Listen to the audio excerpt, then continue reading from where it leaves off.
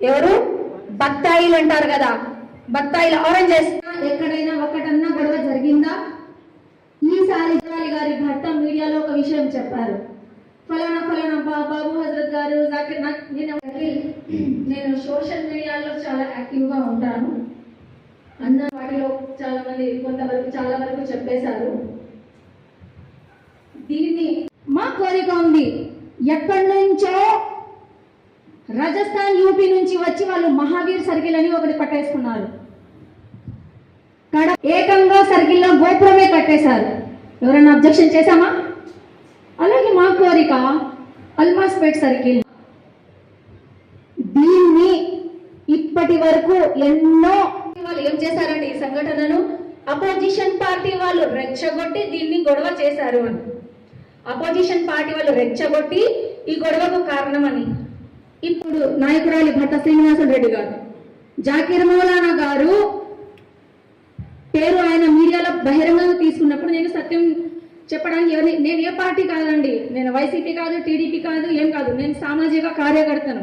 Helping women team president Sheikh Rizwan నా పేరు. కడపలో ఏదో చిన్న చిన్న సేవా కార్యక్రమాలు చేసుకుని అన్యాయం జరిగినప్పుడు ప్రశ్నిస్తూ ఉంటాను. చెప్పారు ఈ వీడియో ఇప్పుడు కూడా జాకీర్ మౌలానా వాళ్ళే ఉంది. ఇది 2 ఏళ్ల క్రితం. అప్పుడు నేను కూడా ర్యాలీ అప్పుడు మజ్జిగ పంచి ఎంత సామరస్యంగా ముస్లింలు గొడవలు నిజంగా సృష్టించాలనుకుంటే తాము చేస్తున్నారు చూడండి ర్యాలీలు సదస్సులు. మాకు మేమే మా రైతు మేమే పోలీస్ కేసులను వెంటనే తప్పుడు పోలీస్ కేసులను వెంటనే కాపాడాలి. కడపలో సామరస్యాన్ని ఆపాలి. పోలీసులు కడప అల్మాస్పేట ఘటనపై చంద్రబాబు నాయుడు అల్మాస్పేటలో ముస్లింలపై పెట్టిన అక్రమ కేసులు పోలీసుల ఏకపక్ష వైఖరి నశించాలి. పోలీసుల ఏకపక్ష వైఖరి పోరాటం. అక్రమ కేసులు ఎత్తివేసే వరకు అంతిమ విజయం న్యాయానిదే. అంతిమ విజయం న్యాయానిదే. అడ్డుకుంటాం ఆర్ఎస్ఎస్ బీజేపీ దేశద్రోహ చర్యలను.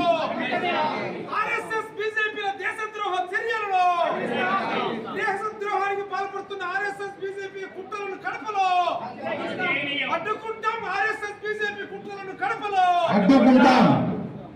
ఉన్నటువంటి వాళ్ళకు అవగాహన ఉంటుంది. మేము కూడా అంతో ఇంతో రెఫర్ చేసినాం కాబట్టి ఎవరైనా చదువుకున్నటువంటి వాడికి, చరిత్ర తెలిసినటువంటి వాడికి ఊరుకుండదు మనసు. మనకు ఒక విషయం పైన అవగాహన వచ్చిందనుకో ఊరుకుంటామా? మనకు అన్యాయం జరిగిందనుకో, జరిగిందనే విషయం మనకు తెలిసినప్పుడు గమ్యం ఉంటామా? ప్రశ్నిస్తాం, ఖచ్చితంగా మాట్లాడతాం. టిప్పు సుల్తాన్కు సంబంధించినటువంటి వాళ్ళు, కొంత తెలిసినటువంటి వాళ్ళు ఈ విగ్రహం ఉంటే మేలు, ఈ ప్రాంతంలో ఈ సమాజంలో ఆయన గురించి తెలుసుకుంటే బాగుంటుంది భావితరాలు అనేటటువంటి ఆలోచన వచ్చింది. దానికోసం అనేక మంది వైసీపీ వాళ్ళు టిప్పు సుల్తాన్ విగ్రహం ఏర్పాటు చేయాలని తీర్మానం చేసిందే వాళ్ళు. టిప్పు సుల్తాన్ విగ్రహం ఇక్కడ ఏర్పాటు చేసి ఈ సర్కిల్ను బ్రహ్మాండమైనటువంటి సుందరమైనటువంటి సర్కిల్గా ఏర్పాటు చేస్తామని చెప్పిందే చంద్రబాబు నాయుడు. ఈడ 2 ప్రధానమైనటువంటి పార్టీలు, కమ్యూనిస్ట్ పార్టీలు కూడా మేమేం వ్యతిరేకించలేదంటే ఏమని పెట్టాలనే కదా. ఇంకా మిగిలినటువంటి పార్టీలు ఎవరు కూడా వ్యతిరేకించలేదే.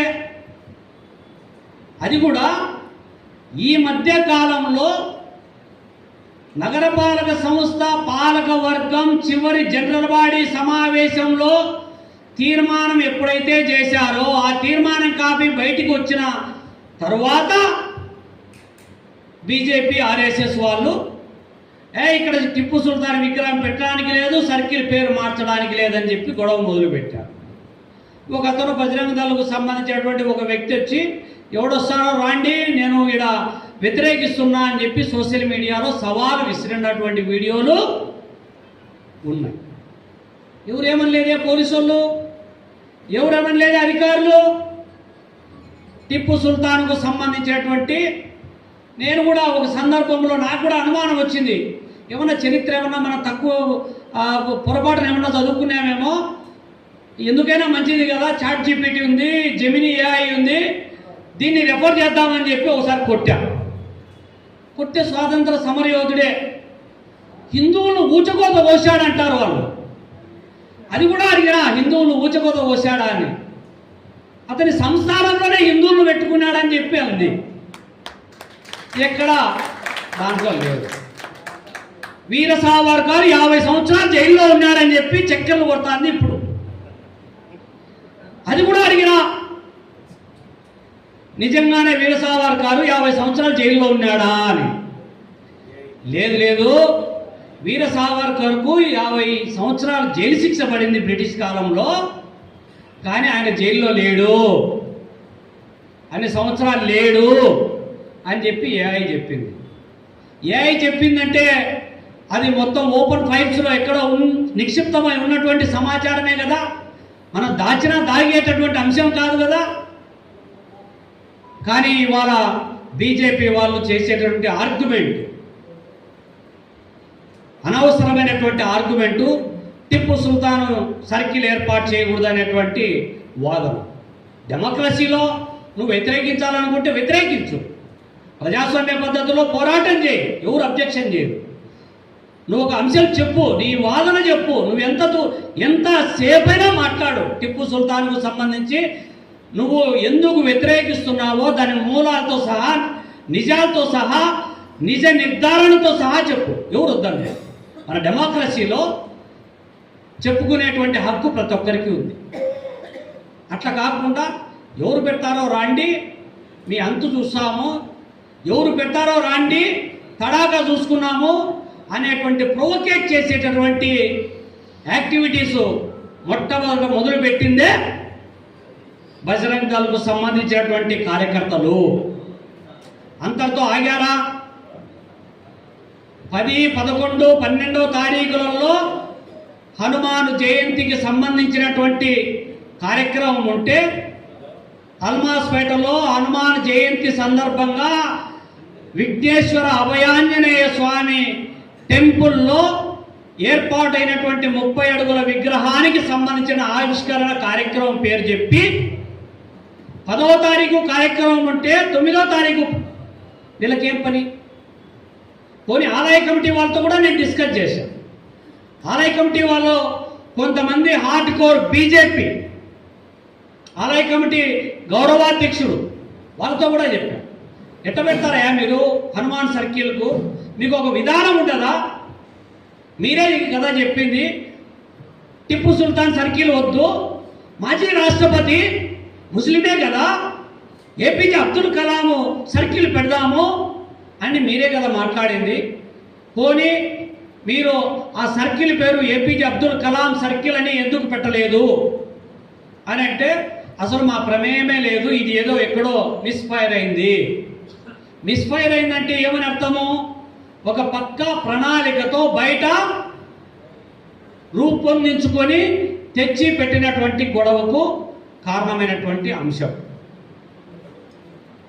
ఇంత జరుగుతూ ఉంటే ఏది 3 రోజులు 4 రోజుల పాటు నగరం అంతా ప్రచారం జరుగుతూ ఉంటే, ఆటో ప్రచారం జరుగుతూ ఉంటే, కరపత్రాలు వేసి సర్కిళ్లలో ఫ్లెక్సీలు పెట్టి ప్రచారం జరుగుతూ ఉంటే, ఈ సెన్సిటివ్ ఇష్యూ అనేటువంటిది, ఈ విషయం ఎప్పటి నుంచో నడుస్తున్నటువంటి సమస్య కాబట్టి పోలీసులు ఏం చేసి ఉండాలా? ముందస్తు జాగ్రత్తలు తీసుకొని ఉండాలి. రెవెన్యూ వాళ్ళు ఏం చేసి ఉండాలా? 144 సెక్షన్ పెట్టి ఉండాలి ముందుగా. నగరపాలక సంస్థ పాలకవర్గం తీర్మానం చేసినప్పటికీ కూడా అది చట్టబద్ధత లేదు కాబట్టి నగరపాలక సంస్థ కమిషనర్ వచ్చి ఒక బోర్డు పెట్టి ఉండాలి. ఇవేవి కూడా ముందుగా పెట్టాలి. పైగా బాబుబాయ్ గారితో నేను భాస్కర్ ఇద్దరం పోయి జైల్లో మాట్లాడాను. ఎందుకైనా మంచిది దీంట్లో అసలు విషయం ఏమి అనేటువంటి ఆరా తీయడం.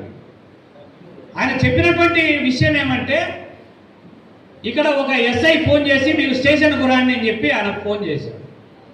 స్టేషన్కు నేనెందుకు రావాలండి, ఏంది పిల్లలను పిలిచినట్టు పిలుస్తారు మీరు అని అంటే, లేదా మా డిఎస్పితో మాట్లాడు నువ్వు అని చెప్పి డిఎస్పితో మాట్లాడు. డిఎస్పితో మాట్లాడితే ఇక్కడ సెన్సిటివ్ ఇష్యూ ఇది, ఇది గొడవలు జరిగే ప్రమాదం ఉంది అని చెప్పి బాబుబాయ్ గారు 20 నిమిషాలు ఎక్స్ప్లెయిన్ చేశారు డిఎస్పీ. అదేముంది బాయ్, మీరు రాండి, ఫ్లెక్సీలు తీసేస్తాను అని చెప్పి రమ్మని చెప్పాడు. ప్రారంభంలో ఉదయం మిత్రుడు ఎవరో ప్రత్యక్షంగా పాల్గొన్నటువంటి వ్యక్తి చెప్పాడు. మనం గమనించాల్సినటువంటి అంశం, ప్రారంభంలో ఎక్కువ మంది ముస్లిమ్స్ ఆర్గనైజ్ కాలేదు. ఉదయం పూట ఇదేదో సామరస్యపూర్వకంగా ఒక నిరసన కార్యక్రమం చేద్దాము అనేటువంటి భావనతో ఆర్గనైజ్డ్గా కాకుండా అప్పటికప్పుడు అనుకోని వచ్చినటువంటి ప్రోగ్రాం తప్ప ఆర్గనైజ్డ్ ప్రోగ్రాం కానే కాదు. అక్కడికి వచ్చిన తర్వాత పోలీసుల యొక్క యాక్టివిటీ అండ్ యాటిట్యూడ్ భిన్నంగా వ్యవహరించారు. పదే పదే టెంపుల్ బ్యాక్గ్రౌండ్లో ఆర్ఎస్ఎస్ బీజేపీ వాళ్ళు ప్రొవొకేషన్ చేశారు. ఉద్రిక్తత వాతావరణానికి కారణమే వాళ్ళు. ఒక సందర్భంలో రాళ్లతో దాడి చేయడానికి ప్రయత్నం చేసింది కూడా వాళ్ళే అని చెప్పేటటువంటి అంశము. రకరకాల విన్యాసాలు చేసిందే వాళ్ళు. విజువల్స్లో కూడా ఉన్నాయి. రాళ్ళ కోసం వెంపలాడేటటువంటి ఆ పక్కన సైడ్ ఉన్నటువంటి ఓపెన్ ప్లేస్లో రాళ్ళు గ్యాదర్ చేసుకుంటారు. మనం ర్యాండమైజ్ చేసినప్పుడు ఆ గొడవలో పాలంపల్లి సుబ్బారెడ్డికి ఏం పని? టెంపుల్లో ఆయన ఏమన్నా అభిషేకం చేయించడానికి వచ్చాడా? లేదు టెంపుల్లో ఏమన్నా టెంకాయ కొట్టికి వచ్చాడా? కాదు కదా. జంగిటి వెంకట సుబ్బారెడ్డి బీజేపీ జిల్లా అధ్యక్షుడు, ఏం పని? లక్ష్మీనారాయణ రెడ్డి బీజేపీ, ఏం పని? టెంపుల్లో నిజంగానే వాళ్ళు అక్కడ ఉన్నటువంటి భక్తులు మాత్రమే అక్కడ అటెండ్ అయితే ఇంతవరకు గొడవ జరిగేదే కాదు. భక్తుల మాటున గొడవ చేయడానికి వచ్చారు కాబట్టి అది గొడవకు దారి తీసింది. ఫ్లెక్సీలు పెట్టారు, కరపత్రాలు పంచారు, ఆటో ప్రచారం పెట్టారు, ఆర్గనైజ్డ్గా ప్లాన్ చేసుకున్నారు కాబట్టి అక్కడ గొడవ జరగడానికి కారణమైంది. పోలీసులు ప్రారంభంలోనే చెదరగొట్టింటే ఇంతవరకు వచ్చిండేది కాదు. పోలీసులు కూడా కావాలనే ఆర్గనైజ్ అయ్యేటట్టు ప్లాన్ చేసి ఉద్దేశపూర్వకంగానే లాఠీ చార్జీ మొదలుపెట్టారు. ఇందులో భాస్కర్ చెప్పారు, అక్కడ జరిగినటువంటి రెండు వైపుల నుంచి, ఇక్కడ హిందూ ముస్లింల గొడవ కాదు, ఇది హిందూ ముస్లింల గొడవ కానే కాదు, బీజేపీ వాళ్ళు అల్లినటువంటి ఉచ్చులో ముస్లిం సమాజాన్ని ఒక ఉద్దేశపూర్వకంగా ఆర్గనైజ్డ్గా టార్గెట్ చేసి పెట్టినటువంటి ప్రోగ్రాం ఇది. ఈ ప్రోగ్రాంలో అట్లా కాకుండా ఉండింటే రెండు వైపుల నుంచి రాళ్ల దాడి జరిగింది. రెండు వైపుల నుంచి రాళ్ల దాడి జరిగిన తర్వాత సిఐ గాయపడితే ఎవరిపైన కేసులు పెట్టాలి? మీకు ప్రత్యక్షంగా మీకు పోలీసు వాళ్ళకు విజువల్స్ తీసుకోండి. ఎవరైతే రాయి వేశాడో, ఎవరైతే రాళ్ల దాడిలో ఎవరైతే గాయపడినటువంటి అంశాలు మామూలుగా రాళ్ల దాడిలో గాయపడితే ఏ సెక్షన్లు వర్తిస్తాయో అవే పెట్టండి. ఎవరు కాదన్నారు. ఇద్దరు రెండు వైపుల నుంచి రాళ్ల దాడి చేశారు. ఎవరెవరు రాళ్ళు తీసుకొని దాంట్లో పాల్గొన్నారో వాళ్ళపైన కేసులు పెట్టండి. ఏ సెక్షన్లు వర్తిస్తాయో అయ్యే పెట్టండి. అట్లా కాకుండా బాబుబాయి, జాకీర్ మౌలానా వీళ్ళు రాళ్ళు తీసుకొని పోలీసు వాళ్ళు, వీడు ముందు సిఐ ఉన్నాడు, ఈ సిఐని పోలీసు వాళ్ళను చంపైనా సరే మనం పోయి దాన్ని అడ్డుకోవాలి. ఒక ఇంటెన్షనల్ మోటివేషనల్ అంటారు. హత్యా యత్నానికి ఏ బ్యాక్గ్రౌండ్స్ వర్తిస్తాయో అవన్నీ పెట్టారు. అది ఒక భాగం. దానికంటే ప్రమాదకరమైనటువంటి సెక్షన్లు ఇప్పుడు అడిషనల్గా పెడుతున్నారు. అడిషనల్గా పెట్టడం అంటే దేశద్రోహం కేసు, ఉమర్ ఖలీద్ పైన పెట్టినటువంటి కేసు, సాయిబాబా పైన పెట్టినటువంటి కేసులు, వరవర్రావు లాంటి వాళ్ళపైన పెట్టినటువంటి కేసులు పెట్టి శాశ్వతంగా జైల్లో పెట్టడానికి, జైల్లోనే చచ్చిపోయేంత వరకు శిక్షించడానికి ఈ విధమైనటువంటి దుర్మార్గపూరితమైనటువంటి కుట్రలు కుతంత్రాలు అల్లుతున్నారు. జనరల్గా మనం చూసాం, ఒకవైపు ఉంది. ఇప్పుడేమో పోయిన ప్రభుత్వంలో బాబుబాయి, జాకీర్ మౌలానా, ఇంకా కొంతమంది మాలాంటి వాళ్ళు కూడా సిఐఏ, ఎన్ఆర్సీ, ఎన్పిఆర్ పోరాటంలో ఉన్నాం. మేము చాలా రోజులు పోరాటం చేసినాము. ఏం మణిపూర్లో ముస్లింల పైన దాడి జరిగేది కాదే. కుకీలు ట్రైబల్స్, వాళ్ళంతా క్రైస్తవులు. ఈ మతం ఉన్మాద చర్యలను భరించలేక చాలామంది మన పూర్వీకులంతా మతం మార్చుకున్నారు. వాళ్ళు కూడా మార్చుకున్నారు. ట్రైబల్స్ మార్చుకుంటే వాళ్ళ మీద దాడి జరుగుతూ ఉంటే మణిపూర్ మారణ హోమాన్ని అరికట్టాలని చెప్పి జరిగినటువంటి ర్యాలీలో బాబుబాయి, జాకీర్ మౌలానాతో పాటు మనం అందరూ కూడా పాల్గొనలేదా? ఏది ఆడ రామకృష్ణ స్కూల్ దగ్గర ఉన్నటువంటి దర్గా ప్రాపర్టీని ఎవరో సజ్జల రామకృష్ణారెడ్డి ఆక్యుపై చేస్తున్నాడని చెప్పి గొడవ చేసాము, అరెస్ట్ అయినాము, కేసులు పెట్టారు. ఆగినామా? లేదు. ఆడ కృష్ణా సర్కిల్ దగ్గర ఉన్నటువంటి మసీదుకు సంబంధించినటువంటి ఇష్యూలో జాకీర్ మౌలానా పైన కేసులు పెట్టలేదా? పోయిన ప్రభుత్వంలో ఎక్కడైనా ఎప్పుడైనా రాజీ అయినటువంటి ఘటనలు ఏమైనా ఉన్నాయా? ఇక్కడ అంజద్ భాషకు వ్యతిరేకంగానో లేకపోతే సుభాన్ భాషకు వ్యతిరేకంగానో ఇంకొకరికి వ్యతిరేకంగానో మనం పోరాటం చేయట్లా. ప్రభుత్వ విధానాలను ఇప్పుడు ఎస్ఐఆర్ను వ్యతిరేకించేటటువంటి వాళ్ళు మనమేనా వ్యతిరేకిస్తా ఉండేది? వైసీపీ వాళ్ళు వ్యతిరేకించట్లేదా? టీడీపీ వాళ్ళు వ్యతిరేకించట్లేదా? లేదు ఇంకొక పార్టీ, ఒక్కొక్క సందర్భంలో ఒక్కొక్క పార్టీ వ్యతిరేకిస్తుంది. వ్యతిరేకించినటువంటి అంశాలన్నిటినీ తీసుకొని ఒక పార్టీలకు ఆపాదించడం అనేటువంటిది బాబుబాయి లాంటి వాళ్ళకు సరైనటువంటిది కాదు. బాబుబాయికి సంబంధించినటువంటి చెప్తా ఉంటే నాకే ఒళ్ళు గుగురు పొడుస్తుంది. జైల్లో ఘటనలు చెప్తా ఉంటే నాకే కంపరం లేచింది. ఏంది ఇంత దారుణంగా ఈయన పట్ల వ్యవహరించాల్సినంత అవసరం ఏముంది? 65-70 సంవత్సరాలు ఉంటాయి. ఆయన కూర్చోబెట్టి రకరకాలైనటువంటి తిట్లు, అన్పార్లమెంటరీ వర్డ్స్ డిఎస్పి స్థాయిలో మాట్లాడుతూ ఉంటే ఎట్లా భరిస్తారు? జాకీర్ మౌలానా మా ఊరబ్బాయి, మా ఊరతను. నాకు బాగా వాళ్ళ పేరెంట్స్ వాళ్ళందరూ కూడా నాకు బాగా తెలుసు. వాళ్ళ చెల్లెలు మాది పొడుగుతి, నాకు చిన్నతనం నుంచి పరిచయం. వాళ్ళ ఫ్యామిలీస్ అంతా నాకు పరిచయం. వాళ్ళ చెల్లెలు ఫోన్ చేసి, మా అన్న ఎప్పుడు వస్తాడు? నిన్నటి వరకు ఏముందిలేమ్మా, బెయిల్ మూవ్ అవుతుందిలే, వస్తాడని చెప్తాడు. ఇంకా రాత్రి చెప్పిన తర్వాత ఈ సెక్షన్లు ఇవన్నీ వచ్చిన తర్వాత కొంత టైం పడుతుందిలేమ్మా అని చెప్పి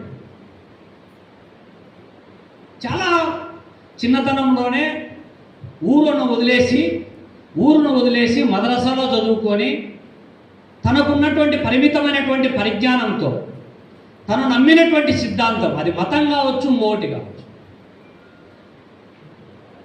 అతని మీద ఇప్పుడు ఏమంటే వేసినటువంటి ముద్ర ఏమంటే పిఎఫ్ఐ అనేటువంటి ఓ ప్రొహిబిటెడ్ ఆర్గనైజేషన్లో ఇతను కీలక పాత్ర పోషించేవాడని. పిఎఫ్ఐ అన్లాఫుల్ ఆర్గనైజేషన్ అనేటువంటిది దేశవ్యాప్తంగా ప్రభుత్వం నిషేధించింది, వాస్తవం. అట్లని కొంతమందిని అరెస్ట్ చేసింది, బెయిల్ కూడా ఇచ్చింది. ఇప్పుడే పిఎఫ్ఐ బ్యాక్గ్రౌండ్లో అతనే పని చేయట్లే. జనం సమక్షంలోనే ప్రజాస్వామ్య పద్ధతిలోనే వివిధ రూపాలలో పోరాటాలు చేస్తున్నాడు. బాబుబాయి కూడా నిరంతరం ఏదో ఒక సందర్భంలో ఎక్కడో ఒక చోట ప్రజల మధ్యనే పోరాటం చేస్తున్నాడు. భావజాలాన్ని మనం ఎట్లా అంగీకరిస్తాము? ప్రపంచాన్ని శాసించాలని చెప్పినటువంటి హిట్లర్ భావజాలాన్ని పునికి పుచ్చుకున్నటువంటి వీర సావర్కర్. కొంతమంది అనుకోవచ్చు తక్కువ మంది వచ్చాము, బలమైనటువంటి శత్రువు, అవతలలో అధికారం ఉంది, అధికారంతో ఏమైనా చేయగలుగుతారు అనేటువంటిది కాదు. ఈడ న్యాయము అన్యాయం అనేటువంటిది ఈడ కీలకమైంది. మనమంతా న్యాయం వైపు నిలబడి ఉన్నాము. ఈరోజు కేవలం మనము బాబుబాయి కోసమో జాకీర్ మౌలానా కోసమో ఇంకొకరి కోసమే పరిమితం కాలేదు. రోజు చూస్తున్నాము. ఒక అబ్బాయి చెన్నూరులో సోషల్ మీడియాలో ఏదో పెట్టాడని చెప్పి ఒక కానిస్టేబుల్ పోయి సొక్కా పట్టుకున్నాడు. సొక్కా పట్టుకునేందుకు వాడిపైన నాన్ పేలబుల్ అఫెన్స్ పెట్టారు. కంటిన్యూగా 4 రోజుల పాటు 1 టౌన్ లేచి కొట్టారు. కొడితే వాడికి దిక్కు తెలియక పైకి పోయి పోలీస్ స్టేషన్ పైకి ఎక్కి దూకుతా అని చెప్పాడు. లాస్ట్కి అతన్ని రిమాండ్ పంపించారు. కడప టౌన్లో ఇవాళ కడప నగరము ప్రజలందరూ కూడా బాధితులే. దేనికి? గంజాయికి. ప్రజలందరూ బాధితులే. ఈ గంజాయిని పెంచి పోషించేటటువంటి బ్యాచ్కి ఎవరు నాయకత్వం వహించేది? ఈ స్టాకిస్టులు, డిస్ట్రిబ్యూటర్లు ఎవరు అంటే అది అందరికీ తెలుసు. కానీ గంజాయి బాధితులు పిల్లలను తీసుకొని పోయి గంజాయి తీసుకుంటున్నాడని చెప్పి వాళ్ళని అరెస్ట్ చేస్తున్నారు. వాళ్ళని అరెస్ట్ చేయడంతో పరిమితం కావడంలే. ఇద్దరిని గంజాయి తీసుకునేటువంటి బ్యాచ్ను తీసుకొని ఈ అల్మాస్పేట ఘటనలో ఉన్నటువంటి విజువల్స్లో ఎవరైతే ఊరికి అక్కడ పాల్గొని ఉంటారో వాళ్ళని తీసుకొచ్చి ఈ గంజాయి బ్యాచ్లో యాడ్ చేసి రిమాండ్ పడుతుంది. సాయంత్రము రాత్రిపూట 10 దాటితే ముస్లిం మైనారిటీ పిల్లలు బయటికి బండ్లలో తిరిగితే ఎక్కడ పడితే అక్కడ దాడులు చేస్తున్నారు, కొడుతున్నారు, కిందేసి తంతున్నారు, కేసులు పెడతామని చెప్పి బెదిరిస్తున్నారు. దేని సంకేతం ఇది? దేనికి సంకేతం ఇది? నిన్నటి వరకు బాబుబాయి, జాకీర్ మౌలానా ఇంకొకరికి పరిమితమైనటువంటి 147 ఈరోజు అదనంగా ఇంకొక 3 యాడ్ చేస్తున్నారని చెప్పి చెప్తున్నారు. రేపు పొద్దున మన పైన కూడా పెట్టచ్చు. ఏదో ఒక రూపంలో, ఏదో ఒక సందర్భంలో కేసులు పెట్టచ్చు. కేసులు పెడతారని వాళ్ళ చర్యలను వ్యతిరేకించకుండా ఉండగలుగుతామా? పోనీ వీళ్ళేమన్నా మనల్ని సాగుతున్నారా? వీళ్ళేమన్నా రోజు మన కుటుంబాలను పోషించే వాళ్ళ? ఏకి లేస్తే ముస్లిం సమాజం నుంచి మనం బాగా గమనిస్తే వర్కింగ్ కల్చర్ ఎవరిది? ఫుడ్ కల్చర్ ఎవరిది? డెత్ కల్చర్ కూడా, చివరికి పాడే మోసే కల్చర్ను కూడా మనం చాలా ఇన్స్పైర్ కావాలి. ఇవన్నీ కూడా పరిగణలోకి తీసుకోకుండా వాళ్ళ మానాన వాళ్ళు పని చేసుకుంటా 10 మందికి సహాయం చేసుకుంటా, ఈ ఊర్లో ఉపాధి లేకపోతే గల్ఫ్ దేశాలకు వలసపోయి భార్య పిల్లల్ని ఇక్కడ వదిలేసి విదేశాలలో అష్ట కష్టాలు పడి అవస్థ పడతా ఉంటే వాళ్ళపైన మీరు టార్గెట్ చేస్తారా? అంటే మీరు నిర్ణయం చేస్తారు ఈ ఊర్లో, ఈ రాష్ట్రంలో, ఈ దేశంలో ఎస్సీ, ఎస్టీ, బీసీ మైనారిటీలు ఏ పార్టీతో ఉండాలి, ఏ నాయకుని కింద ఉండాలి, ఏ నాయకుని మీద అణిగిమణిగి ఉండాలని చెప్పి మీరు డిసైడ్ చేసేవాళ్ళ? అసలు మీరు ఎంతమంది ఇప్పుడు చెప్పబడేటటువంటి ఈ నాయకులు లేకపోతే ఈ పార్టీ అధినేతలు మీరెంతమంది? మీరు ఎంత శాతం? మేమెంతమంది? మేమెంత శాతం? అంటే దానికి సమాధానాలు ఉండవు. అల్టిమేట్గా పోలీసుల తీరుతెన్నులు మనం చూసినప్పుడు పోలీసులలో కూడా ఇంటెలిజెన్సీ వ్యవస్థ నుంచి సాధారణ పోలీస్ స్టేషన్ వరకు ఆర్ఎస్ఎస్ సంఘ్ పరివార ఆలోచనలకు దర్పణం పట్టేటటువంటి వాళ్ళతో నింపబడి ఉండాలి అనేటువంటి విషయాన్ని కూడా ఈ సందర్భంగా గుర్తు చేస్తా ఉన్నా. ఇంటెలిజెన్సీ వాళ్ళు సమాచారాన్ని ప్రభుత్వానికి నివేదించాల్సినటువంటి వాళ్ళు అల్మాస్పేట ఘటనలో లాఠీ చార్జీలో ప్రత్యక్షంగా పాత్ర పోషించినారా లేదా? వీళ్ళు నివేదికలు పంపిస్తే కొట్టినటువంటి వాళ్ళు ప్రభుత్వానికి ఏ విధమైనటువంటి మెసేజ్ పంపిస్తారో మీరు ఒక్కసారి ఆలోచన చేయండి.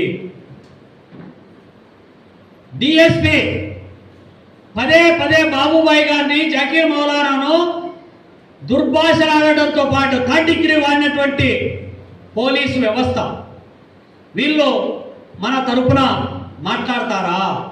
మన గురించి ఆలోచన చేస్తారా? ఇంత జరుగుతా ఉన్న పీస్ కమిటీ ఒకటి జరిగింది, 1-2 సార్లు జరిగింది పీస్ కమిటీ. పోయినారు మన నాయకులు, వాళ్ళనే తప్పు పట్టాల్సిన అవసరం లే, పోయినారు. పోయిన తర్వాత ఏం మాట్లాడాలా? ఈ కేసులకు సంబంధించినటువంటి ఎందుకయ్యా ఒక కేసులో 27 మంది, ఒక కేసులో 22 మంది నమోదయ్యాయి, వీళ్ళు కాకుండా అదనంగా ఇంకొక 10 మందిని కేసులో పెట్టారు. వీళ్ళందరూ ముస్లిం వర్గానికి సంబంధించినటువంటి వాళ్ళు. 17 మంది పైన బీజేపీ ఆర్ఎస్ఎస్ వాళ్ళపైన కేసులు పెట్టామని చెబుతున్నారు, కానీ ఎఫ్ఐఆర్ కాపీ బయటికి రావట్లేదు, వాళ్ళని అరెస్ట్ చేయట్లేదు. చేయకపోగా ఎవరైతే గొడవల్లో ప్రత్యక్ష పాత్ర పోషించినటువంటి వాళ్ళు ఉన్నారో వాళ్ళు పీస్ కమిటీలో ఉన్నారు. గొడవల్లో ప్రత్యక్షంగా పాల్గొన్నటువంటి వాళ్ళు పీస్ కమిటీ మీటింగ్లో కూర్చుంటే మనం ఏం పీస్ గురించి మాట్లాడాలి, ఏం శాంతి వల్లించాలి? ఒక సూత్రం ఉంది, రెండు వైపులా ట్రాఫిక్ రూల్స్ పాటిస్తేనే అది ట్రాఫిక్ అవుతుంది. అందులో ఏ ఒక్కరు ఉల్లంఘించినా ఏమవుతుంది? యాక్సిడెంట్ అవుతుంది. పీస్ కమిటీ అనేటువంటి పేరు చెప్పి ఏదో మభ్యపెట్టడానికి కూర్చోబెట్టి టీ స్నాక్స్ ఇచ్చి పంపిస్తే అది పీస్ కమిటీ ఎలా అవుతుంది? నిజంగా ప్రభుత్వానికి చిత్తశుద్ధి ఉంటే ఏం చేసి ఉండాలి? విస్తృత స్థాయిలో సమావేశాలు జరిపి ఉండాలి. కేసులకు సంబంధించినటువంటి ఒక ఎంక్వైరీ కమిటీ కాన్స్టిట్యూట్ చేసి ఉండాలి. ఎంక్వైరీ కమిటీ అంటే కలెక్టర్ స్థాయిలోనో సిట్టింగ్ జడ్జితోనో విచారణ జరిపించిండాలి. జరిపించారా? ఎవరు అంటే ఈ కేసు మొత్తానికి జరిగిన ఘటనకు ఎంక్వైరీ ఆఫీసరు ఎవరంటే ఐఓ అంటారు. ఐఓ ఎవరంటే ముస్లిం సమాజం పైన దుర్మార్గంగా కిరాతకంగా మనసు నిండుతూ మనువాదాన్ని నింపుకొని ఉన్నటువంటి కడప డిఎస్పి బాలస్వామి రెడ్డి ఇన్వెస్టిగేషన్ ఆఫీసరా? ఈయన ఇన్వెస్టిగేట్ చేస్తే నిజాలు బయటకు వస్తాయా? రావు.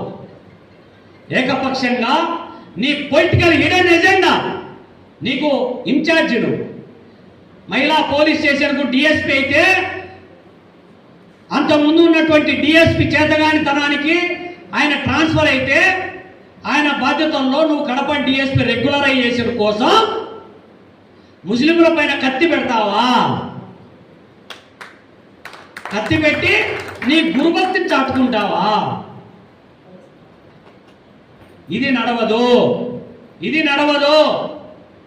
ఇట్లే కొనసాగితే, ఈ విధానమే అమలైతే రేపు పొద్దున ఎవరైనా సరే డెమోక్రసీ గురించి మాట్లాడే వాళ్ళు మనమంతా ఐక్యంగా ఎవరు పనులు వాడు చేసుకుంటూ మనమంతా కలిసిమెలిసి తిరుగుతున్నాంలే అనేటువంటి ఆలోచన రేపు పొద్దున ఉండదు.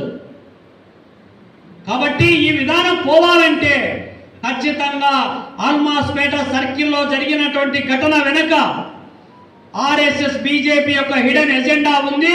ఆ అజెండా అమలు చేయడానికే ఈరోజు కడప డిఎస్పీ నుంచి ఎస్పీ వరకు పనిచేస్తూ ఉన్నారు. ఇదే విషయాన్ని చెప్పాను కలెక్టర్ గారికి. ఆయన చెప్పినటువంటి మాటల్లో ఏమంటే అందరిపైన కేసులు కట్టారు కదా అని అన్నాడు. కాదు సార్, అందరిపైన కట్టలేదు, కొందరిపైనే పెట్టారు, అది ముస్లింల పైనే పెట్టారు. అదేంది బీజేపీ వాళ్ళ పైన కూడా పెట్టారు కదా అన్నాడు. పెట్టలేదు సార్, రాత్రి అరెస్ట్ చేశారు, తెల్లవారి ఇడిపించుకుపోయారు వాళ్ళంతా. బైండ్ ఓవర్ కేసు కూడా పెట్టారో లేదో తెలియదు అని చెప్పారు. ఇదేది మంచిది కాదని చెప్పారు. మనం అడిగాం, ఒక ఎంక్వైరీ చేయండి, వీలైతే మీరే చేయండి దీన్ని పూర్తిగా. ఎంక్వైరీ చేయకపోతే ఇది మరింత పోరాటంగా రూపాంతరం చేస్తామని చెప్పాం ఖచ్చితంగా. ఈరోజు అందుకోసమే సన్నాహక సమావేశం జరగాలి. ఆ సమావేశంలో మన ఆలోచన పంచుకోవాలి. వాస్తవాలు తెలియజేయాలి. తెలియజేయడం కోసమే ఇక్కడ ఏర్పాటు చేశాం. దాంట్లో కొంత వ్యక్తిగతంగా మాట్లాడతారు. కమ్యూనిస్టులకు కాలం వెళ్ళింది, వాళ్ళు ఏం చేస్తారు అంటే మా గురించి మాట్లాడతారంటే ఇంకా మేము బతికే ఉన్నామని అర్థం. మా గురించి మీరు మాట్లాడుతున్నారంటే మేము బతికే ఉన్నామని అర్థం. మా ఆలోచన, మా ఐడియాలజీ బతికే ఉంది. ఎక్కడైతే అణచివేత, దోపిడీ, వివక్షత, అంటరానితనం ఉన్నంత వరకు కమ్యూనిస్టు పార్టీ భావజాలం బతికే ఉంటుంది. చంద్రాను ఇంకొకరు కాదు, ఉంటుంది ఖచ్చితంగా. ఇందులో ఒకటి స్పష్టం చేయదలుచుకున్నాం. ఇక్కడ అఫ్సర్ ఖాన్ దీంట్లో భాగస్వామి ఉన్నాడు. ఆయన ఇందులో మాకున్న ఆలోచన ఏమంటే ప్రతివాదం కూడా చెప్తున్నాం మేము. ఇది రాష్ట్ర స్థాయి ఉద్యమం చేయాలి, రాష్ట్ర స్థాయిలో ఉద్యమ కార్యాచరణ ప్రకటించాలి. మాకున్న ఆలోచన ఏమంటే దీంట్లో ఒకటేమో క్షేత్రస్థాయిలో కడప నగరంలో ఉద్యమం కొనసాగాలి. ఇక్కడ సమావేశం అనంతరం ఒకటి పర్మిషన్ పెడతాం, జిల్లా కలెక్టర్ కార్యాలయం వద్ద ఒక పెద్ద ఎత్తున పోరాట కార్యక్రమం చేయాలి. ఇది కేవలం ముస్లిం మైనారిటీలకు సంబంధమే కాదు, మొత్తం ఎంటైర్ చెప్పారు కదా, శాంతి ప్రజాస్వామ్యం కోరుకునేటువంటి లౌకిక ప్రజాస్వామ్య వాదులందరినీ కూడా ఆర్గనైజ్ చేద్దాం, జిల్లా అంతా ఆర్గనైజ్ చేద్దాం, కలెక్టర్ ఆఫీస్ కూడా ఆందోళన చేద్దాం. అంతతో ఆగేది లేదు.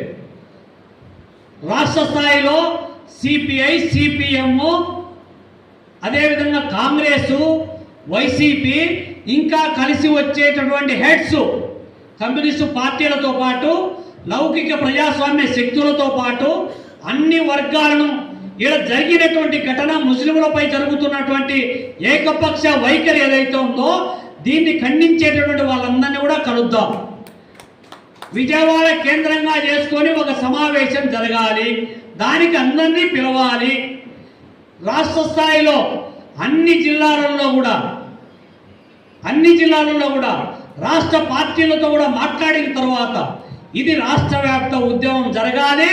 అవసరమైతే కడప నగర బంధుకు కూడా పోదాము అనేటువంటి విషయాన్ని ఈ సందర్భంగా తెలియజేస్తూ, అంతిమ విజయం న్యాయం వైపు ఉంటుందని నమ్మేటటువంటి వాళ్ళం కాబట్టి మనం మొక్కవోని ధైర్యంతో జీనా హైతో మరణా సీకో, కదం కదం పర్ లడనా సీకో అనేటువంటి నినాదంతో ముందుకు కదులుదాం. ఖచ్చితంగా ఈ ఏకపక్ష పోలీసు వ్యవహారానికి వ్యతిరేకంగా, రాజ్యం మాటలో జరిగేటటువంటి హింస ఒత్తిడికి వ్యతిరేకంగా పోరాటం చేద్దామని చెప్పి ఈ సందర్భంగా కోరుకుంటూ ఎక్కువ సమయం తీసుకున్నందుకు అన్యత భావించకుండా ధన్యవాదాలు తెలియజేస్తా ఉన్నా. ఈ నగరానికి, ఈ నియోజకవర్గానికి ఎమ్మెల్యేగా ఉన్న అంజాద్ బాషా గారికి రిప్రజెంటేషన్స్ ఇవ్వడం, ప్రెస్ క్లబ్లో సమావేశాలు జరపడం, అల్మాస్పేటలో ధర్నా నిర్వహించడం, అనేక రకాల కార్యక్రమాలు చేస్తూ వచ్చాం. 5 సంవత్సరాలు ఎమ్మెల్యేగా, 5 సంవత్సరాలు మినిస్టర్గా ఆయన అంజాద్ బాషా గారు ఉన్నారు. వైసీపీ వాడు. వైసీపీ ప్రభుత్వం 5 ఏళ్ళు ఉన్నది, పెట్టచ్చు కదా. అంతేకాకుండా చంద్రబాబు నాయుడు వచ్చాడు 2019లో, అగ్గిపుల్ల గీసిపోయినాడు. ఆయన పెట్టచ్చు కదా, అధికారంలోకి వచ్చి 2.5 సంవత్సరం అవుతా ఉంది. గత 10 ఏళ్లుగా, 15 ఏళ్లుగా, 20 ఏళ్లుగా ఇక్కడ మున్సిపల్ కార్పొరేషన్ అయినప్పటి నుంచి అధికారంలో ఉన్నది. చివరి రోజు దిగిపోయేటప్పుడు తీర్మానం చేస్తారా? తీర్మానం మంచిదే, ఉద్దేశపూర్వకంగా చివరిన దిగిపోయే రోజున తీర్మానం చేస్తారా? ఇది అగ్గిపుల్ల పెట్టినట్టు కాదా? మొదటి నుంచే చర్చ జరిపి అందరితో ఈ విషయం మీద ఎట్లా చేయాలా అని చెప్పినందుకు. అంతేకాకుండా చేసిన తీర్మానాన్ని మున్సిపల్ కమిషనర్గా ఉన్నటువంటి అతను ఇన్ఛార్జ్ కమిషనర్ కలెక్టర్ గారికి విషయాన్ని ఈ రకంగా తీర్మానం చేసినారు, దీనిపైన ఎట్లా చేయాలి సార్ అని చెప్పి మాట్లాడడంలో విగ్రహాల కమిటీకి చైర్మన్ అయినటువంటి కమిషనర్కు కలెక్టర్ గారికి తెలియజేయడంలో ఆయన పూర్తిగా వైఫల్యం చెందినాడు. వెంటనే అతను తెలియజేయాల్సింది ఈ రకంగా జరిగింది మున్సిపల్ కార్పొరేషన్ మీటింగ్లో పెట్టాను.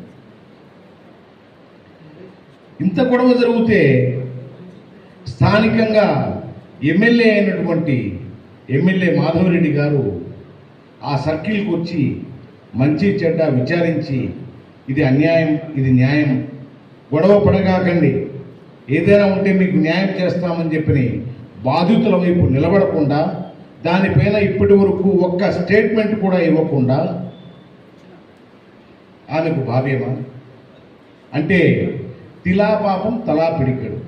ఈ పాపం ఒకరిది కాదు, అందరిది. ఎస్పీ గారిది కూడా ఉంది.